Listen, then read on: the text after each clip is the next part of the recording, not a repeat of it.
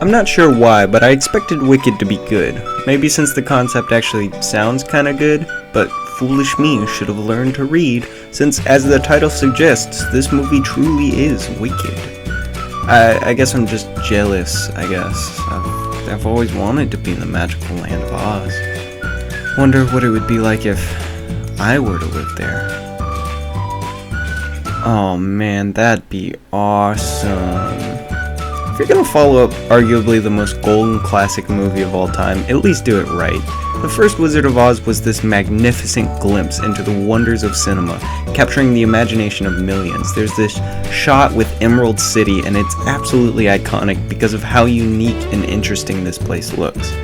People looked at that and said, wow, that's a city? Let's see how Wicked portrays this unique and colorful, wonderful city.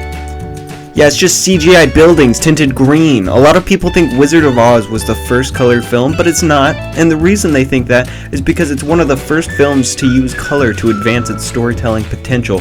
Color theory is ingrained into the Wizard of Oz. The yellow brick road, the ruby red shoes, the green Emerald City. These colors are so vibrant and they stick in the minds of everyone watching this movie. Wicked cares about colors as much as the next modern movie, which already is not enough.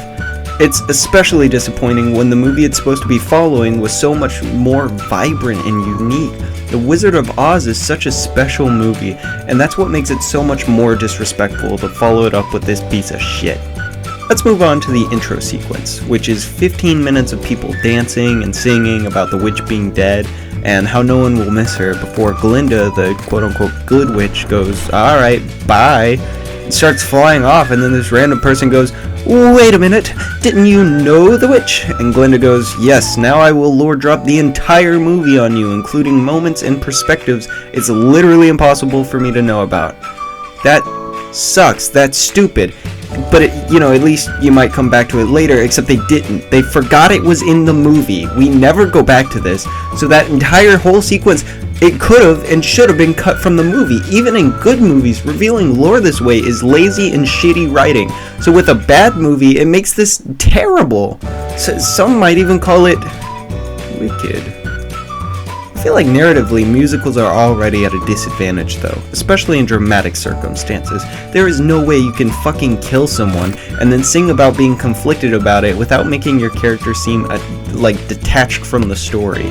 So it's almost like starting a movie with all the characters singing about someone's death and how happy they are might not be a good idea, especially if it doesn't come back and it further harms the character development they tried to build for Glinda. In the unnecessary intro, she's leading the fucking hate train. She's singing about how she's so happy, and throughout the movie, they try and show that she used to be BFFs with the Wicked Witch of the Witch. I don't care if you had a falling out. If someone you used to consider almost family gets brutally murdered, at least you'll be conflicted. Fortnite started launching in the middle of the recording. Okay, I'll just... Alright. Much like The Green Witch, this movie...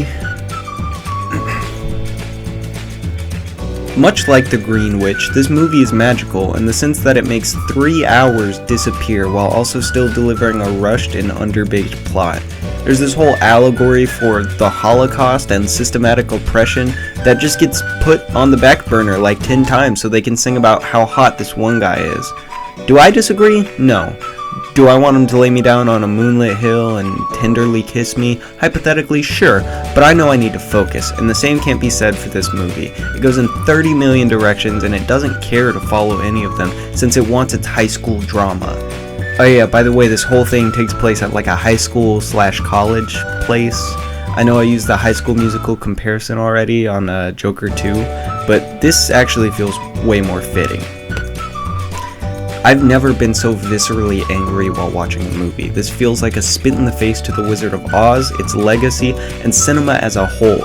There's so many other things I want to talk about, like the plot-convenient magic, or the shallow, boring characters, or the fact that racism is just fully solved except for this one green lady that shows up now all of a sudden, or for the fact that they try and paint the Wicked Witch as this unsung animal lover, but one of her first lines in the original movie was, I'll get you, my pretty, and that little dog of yours too. Seriously, I could talk about how terrible this movie is for hours, but it's not worth my time and it's not worth yours either. 1 out of 10, and the only reason that it's getting this high is because the two main actresses did pretty good with the script that they had.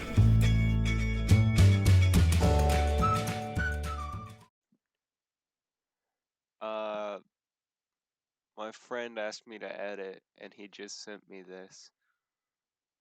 It's it's too late to fix it.